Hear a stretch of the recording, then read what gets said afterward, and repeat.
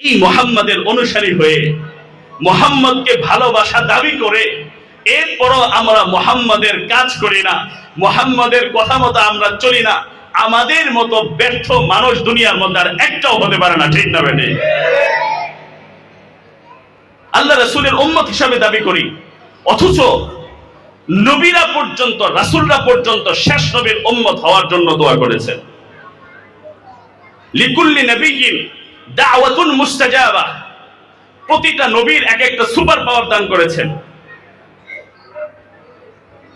হযরত ঈসা আলাইহিস সালাতু ওয়াস সালাম, ঈসা আলাইহিস সালাতু ওয়াস সালাম আল্লাহর নিকট দোয়া করলেন, ওগো আল্লাহ, আপনি আমাকে শেষ নবীর উম্মত হিসাবে কবুল করে নেন। সুবহানাল্লাহ। বাল রাফাহুল্লাহু ইলাইহি, আল্লাহ তাআলা ঈসা আলাইহিস সালাতু ওয়াস সালামকে আসমানের দিকে উঠিয়ে নিলেন এবং তিনি আসবেন শেষ জামানায় দাজ্জালকে মারার জন্য। দুইজন ফেরেশতার কাঁধে ভর করে তিনি আসবেন জেরুজালেমের মধ্যে যে মসজিদ, সেখানের মধ্যে তিনি আসবেন। আসার পরে ইমাম মাহদী আলাইহিস সালাতু ওয়াস সালামের সাথে সাক্ষাৎ হবে এবং পরবর্তীতে লুত নামক স্থানে, এই সিরিয়া, যে সিরিয়া নিয়ে এত কথাবার্তা, সেই সিরিয়া হচ্ছে রাসূল এবং আনবিয়া কেরামদের হলো মূল ঘাঁটি। সেই সিরিয়ার মধ্যে লুত নামক স্থানে হযরত ঈসা আলাইহিস সালাতু ওয়াস সালাম দাজ্জালকে হত্যা করবেন। তো ঈসা আলাইহিস সালাতু ওয়াস সালাম যে তখন আসবেন, কোন নবীর উম্মত হয়ে আসবেন? কোন নবীর উম্মত? শেষ নবীর উম্মত মুহাম্মদুর রাসূলুল্লাহ সাল্লাল্লাহু আলাইহি ওয়াসাল্লাম। আর আমরা শেষ নবীর উম্মত, শেষ পয়গম্বরের উম্মত। এতটা সত্ত্বেও মুহাম্মাদের কথা অনুসারে আমরা আমাদের জীবনকে সাজাই না। আজকে আমরা প্রতিবেশী রাষ্ট্র ভারত, তাদের দিকে তাকাই। 700 বছর তারা, 700 বছর যে ভারত, সেই ভারতের মাটি 700 বছর পর্যন্ত মুসলিম আধিপত্য, মুসলিম সাম্রাজ্য বিস্তার হয়েছিল।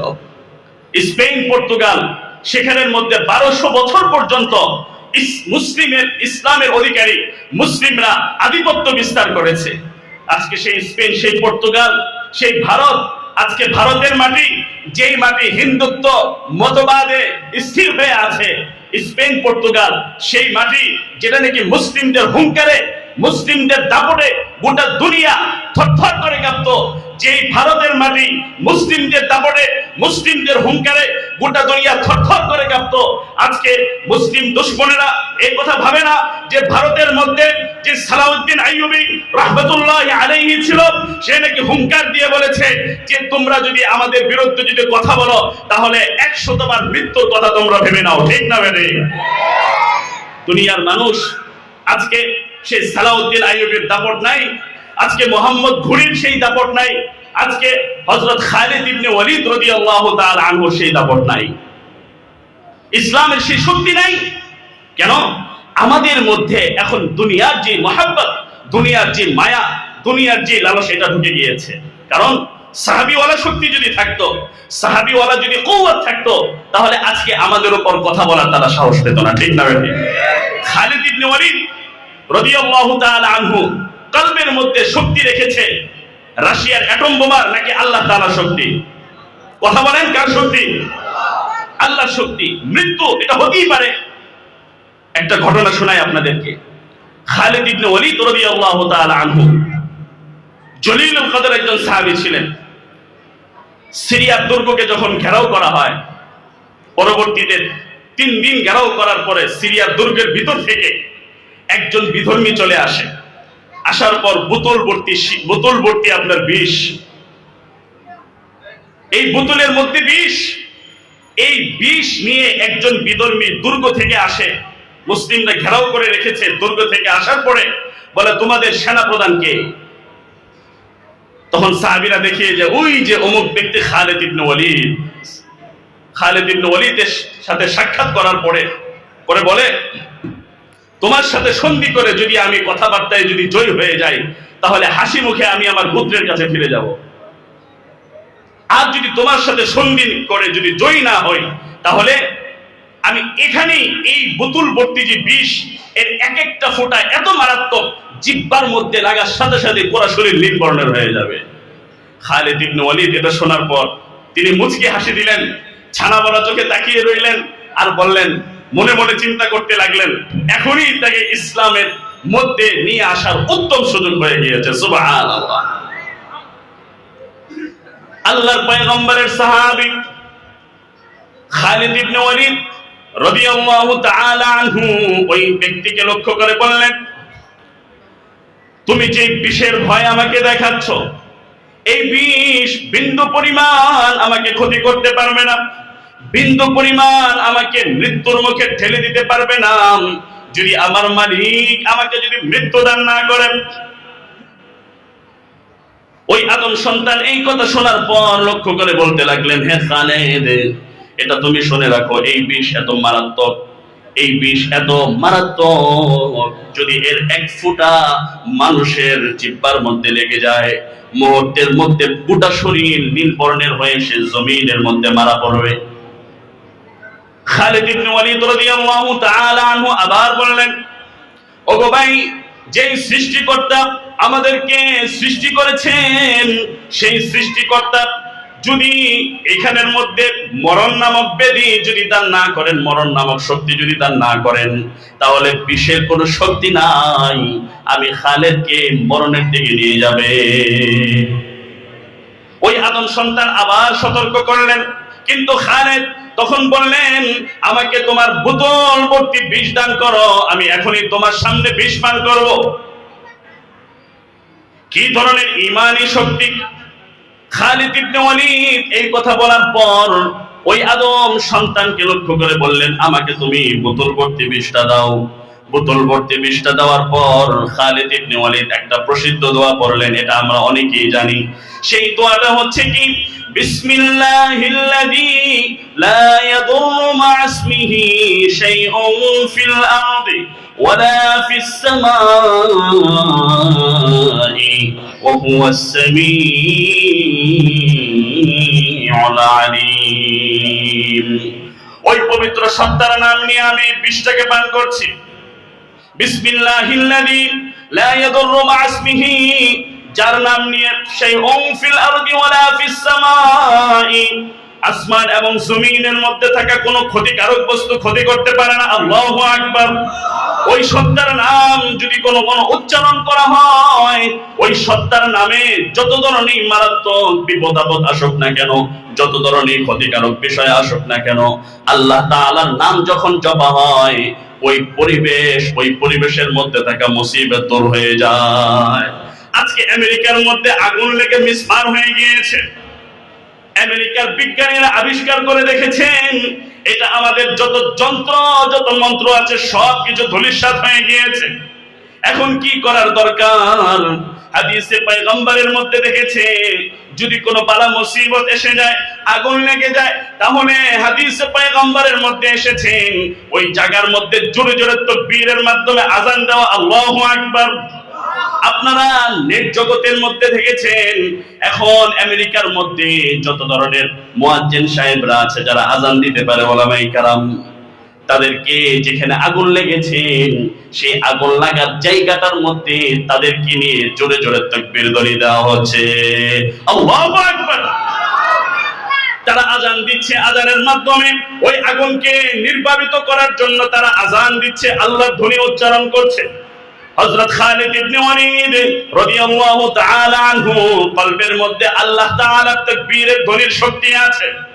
হযরত খালিদ ইবনে ওয়ালিদ ওই দোয়া পড়লেন, বিসমিল্লাহিল্লাযী লা ইয়াদুররু মা ইসমিহি শাইউন ফিল আরদি ওয়ালা ফিস সামাই ওয়া হুয়াস সামিউল আলীম। আমি ওই পবিত্র সত্তার নাম নিয়ে এই বিষটা পান করছি, যেই নামের উপস্থিতিতে আসমান এবং জমিনের মধ্যে থাকা কোনো ক্ষতিকারক বস্তু ক্ষতি করতে পারে না।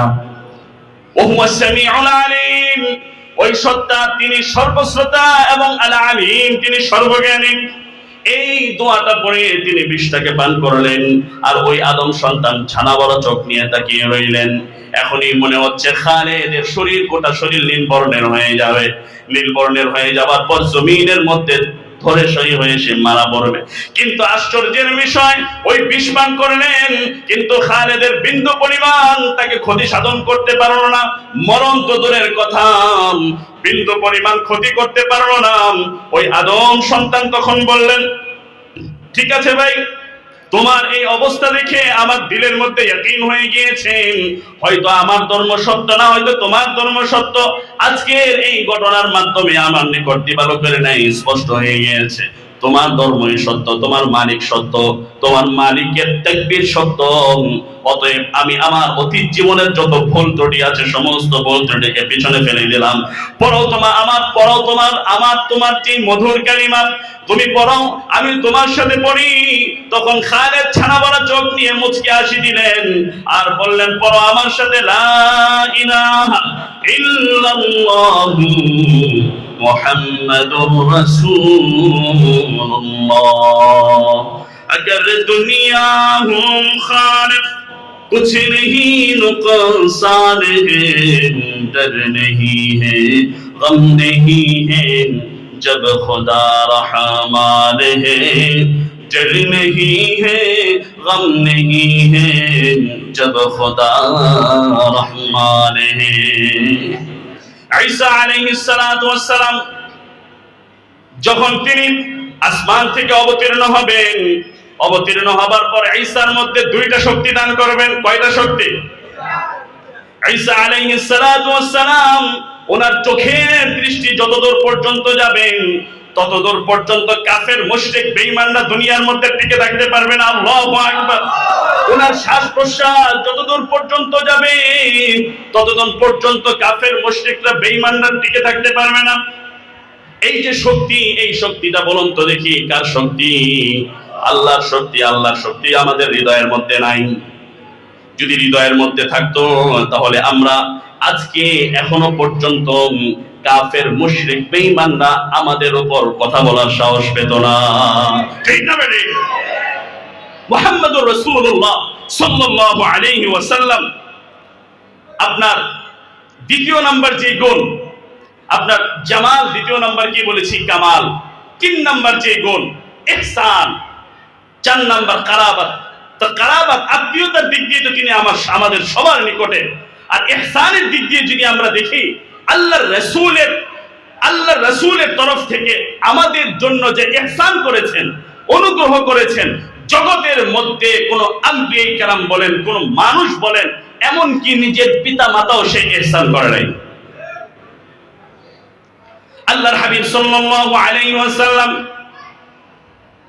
কাল সেই হাসরের ময়দানে আল্লাহর হাবিব যখন কবর থেকে উত্থিত হবেন, ওই সময় প্রত্যেকেই যখন ইয়া নাফসি বলতে থাকবেন, আল্লাহ তাআলা তখন লাউহে মাহফুজকে বলবে, হে লাউহে মাহফুজ, আমার যে আমানত, সেই আমানত তুমি কোথায় রেখেছো?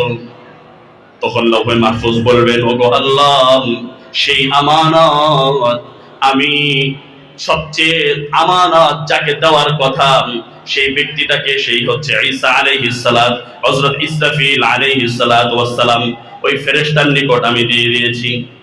আল্লাহ তাআলা এটা শোনার পর তখন বলবে, ইসরাফিলকে নিয়ে আসো। ইসরাফিলকে নিয়ে আসার পর বলবেন, হে ইসরাফিল, আমার দেওয়া আমানত কোথায়? সেই আমানতের খবর দাও। ইসরাফিল তখন বলবেন, ওগো আল্লাহ, সেই আমানত আমি মিকাইলের নিকট প্রত্যাবর্তন করে দিয়েছি। মিকাইলকে ডেকে নিয়ে আসো। মিকাইলকে নিয়ে আসার পর মিকাইলকে বলবে, হে মিকাইল, তুমি আমানত কোথায় রেখেছো? মিকাইল তখন বলবেন, ওগো আল্লাহ, আমি আমানতকে জিবরিল আমিনের কাছে দিয়ে দিয়েছি। জিবরিলকে ডাকা হবে। জিবরিলকে ডাকার পর বলবে, হে জিবরিল, আমার আমানত কোথায়? জিবরিল বলবেন, ওগো আল্লাহ, তোমার দেওয়া আমানত আমি মুহাম্মাদের নিকট প্রেরণ করেছি, মুহাম্মাদের নিকট ওহীর মাধ্যমে অবতীর্ণ করে দিয়েছি। আল্লাহ তাআলা তখন মুহাম্মদকে ডাকবেন, হে মুহাম্মদ, তোমার দেওয়া আমানত কোথায়? মুহাম্মদ বলবেন, ওগো আল্লাহ, তোমার দেওয়া আমানত আমি আমার উম্মত, তোমার মাখলুক, আশরাফুল মাখলুকের মধ্যে বিতরণ করে দিয়েছি। আল্লাহ তাআলা তখন উম্মতদেরকে ডাকবেন হিসাব দেওয়ার জন্য। মুহাম্মদুর রাসূলুল্লাহ তখন চিন্তা করবেন, আমার উম্মতকে যদি ডাকা হয় তারা তো উম্মত, তারা তো সঠিক উত্তর দিতে পারবে না, কারণ দেখা যায় তারা 5 ওয়াক্ত নামাজের তাদের কোনো খবর নাই। আজকেও দেখা যায় অনেকে ফজরের নামাজ পড়ে নাই, কোরআনে কারীমের বিধান মতো চলে নাই, সত্য কথা বলে না, মিথ্যা কথা মতো নিজের জীবনকে গঠন করেন। আমার আমার আমার যে উম্মত, সেই উম্মতটি যদি ডাকা হয়, সেই উম্মত তো সঠিক আনসার দিতে পারবে না। আল্লাহর হাবিব তখন বলবেন, ওগো আল্লাহ, আমার উম্মতকে ডাকার পূর্বে যদি আমাকে একটা সুযোগ দান করতেন। সেই সুযোগটা কি? সেই সুযোগটা হচ্ছে, আবুল বাশার, আমি একটু আদমের কাছে যেতে চাই। আদমের কাছে যাওয়ার যে অনুমতি নেবেন, অনুমতি দিবেন আল্লাহ তাআলা। আদমের কাছে দৌড় দিয়ে যাবেন। যাবার পর আদমকে লক্ষ্য করে বলবেন, ওহে আদম, আপনি কে? আদম তখন বলবেন, আপনি কে? তখন সে বলবে, আমি তো হলাম আদম। আপনি কি সকলের পিতা? তখন বলবে, হ্যাঁ, সকলের পিতা। আবুল বাশার, এই আবুল বাশার অর্থাৎ সকলের পিতা। এটা বলার পর আল্লাহ হযরত রাসূল আরবী সাল্লাল্লাহু আলাইহি ওয়াসাল্লাম এটা বলার পর তখন বলবেন, যেহেতু আপনি সকলের পিতা, অতএব এদিকে লক্ষ্য করে সকলের পিতা। এটা বলার পর তখন বলবেন, আপনি যেহেতু সকলের পিতা, সকলের বাপ, একটা কাজ করলে কেমন হয়, আমার উম্মতের মধ্যে যত ধরনের গুনাহ হয়েছে, এই ধরনের গুনাহকে আমরা 2 ভাগে বিভক্ত করি। অর্ধেক ভাগ আপনার কাঁধের উপর নিয়ে নেন, আর অর্ধেক ভাগ আমার কাঁধের উপর নিয়ে নিই। আল্লাহু আকবার। অর্ধেক ভাগ আপনার কাঁধের উপর নিয়ে নেন, আর অর্ধেক ভাগ আমার কাঁধের উপর নিয়ে নেই। আল্লাহর হাবিব সাল্লাল্লাহু আলাইহি ওয়াসাল্লাম এই কথা বলার পর আল্লাহর হাবিব সাল্লাল্লাহু আলাইহি ওয়াসাল্লাম,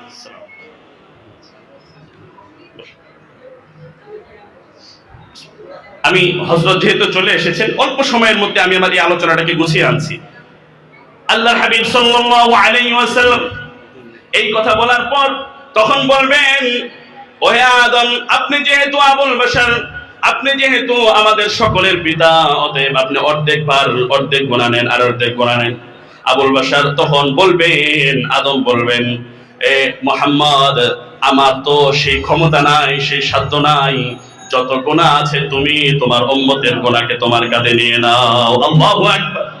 এটা যখন বলবে তখন তার আর কোনো এরকম ভাবে চিন্তাও কাজ করবে না, দৌড় দিয়ে আল্লাহ তাআলার আরশে আজিমের নিচে চলে যাবে। দৌড় দিয়ে সেখানে চলে যাওয়ার পর আল্লাহ তাআলার আরশের নিচে তখন মুহাম্মদ সিজদাবনত থাকবেন।